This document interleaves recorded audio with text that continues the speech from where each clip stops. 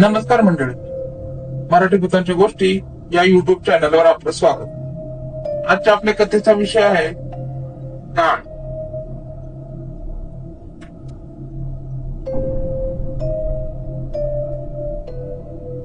बायकोशी भांडण करून मी घराबाहेर पडलो, अगदी परत न येण्यासाठी.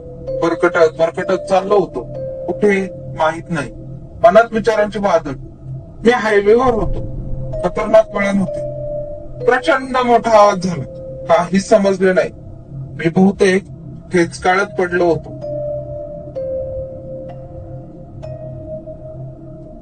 उठून चालत चालत परत हायवेवरच. एक क्षण मनात आले, कोकणात ताईला भेटावे का? आणि एक कार येताना दिसली. मी लिफ्ट मागितली. कार जवळ येऊन थांबली. त्यात अत्यंत पॉश स्मार्ट मुलगा कानाला हेडफोन लावून होता.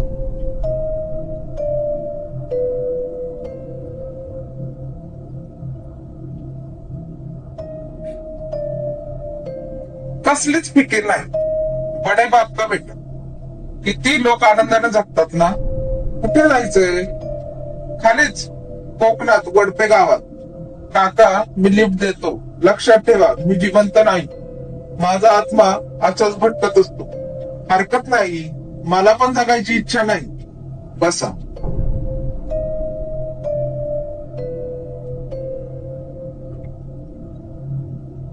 मी आत बसलो. आरशात त्याचा चेहरा दिसत नव्हता.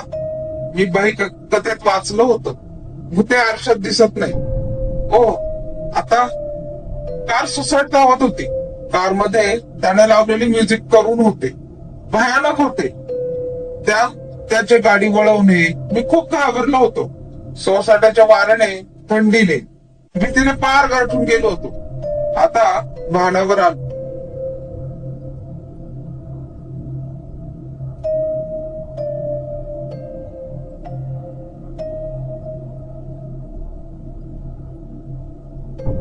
सिगारेट ओढावी तर एकच होती. भूताने मागितली तर. मी शांत बसून राहील. कार अचानक थांबली. तो बोलला, काका इथून चालत जा, माझी हद्द इथपर्यंतच आहे. मला बरं वाटलं. मी दार उघडायला गेलो तर हात दारातून आत बाहेर. मी दारातून बाहेर आलो. मी आश्चर्याने त्याच्याकडून बघितलं. आता ड्रायव्हरच्या सीटवर एक सांगाडा होता, डोके घराघरा फिरवीत. दात विचकून बोलला, काका तुम्ही पण जिवंत नाही. मगाशी अडखळलात ना, तो ऍक्सिडेंट होता. कसे शक्य आहे? पाठी बघा. मी बघितले तर रस्त्यावर माझाच मृतदेह पडला होता. बायको धाय मोकलून रडत होती. पोलीस आले होते, लोक जमली होती. अरे पण आपण कितीतरी पुढे आलो होतो ना.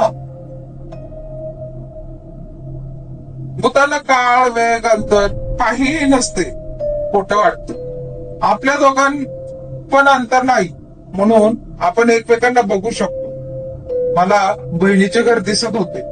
तिला फोन आला असावा. तीही रडत होती. अण्णा कुणाला राखी बांधू.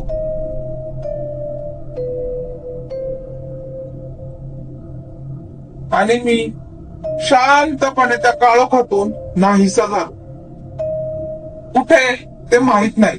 आता काळ, वेग, अंतर सगळे संपले होते.